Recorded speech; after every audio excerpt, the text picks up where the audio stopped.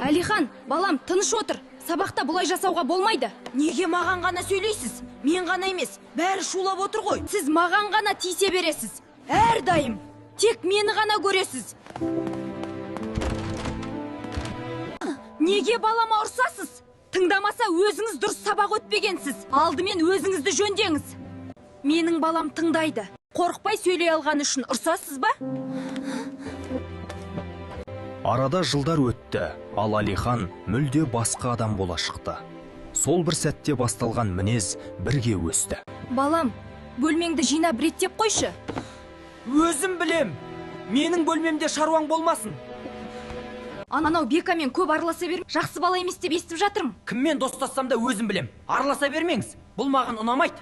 Баланы шектен тыс қорғаштау оның жауапкершілігін әлсіретіп, болашақта үлкен қиындықтарға алып келеді.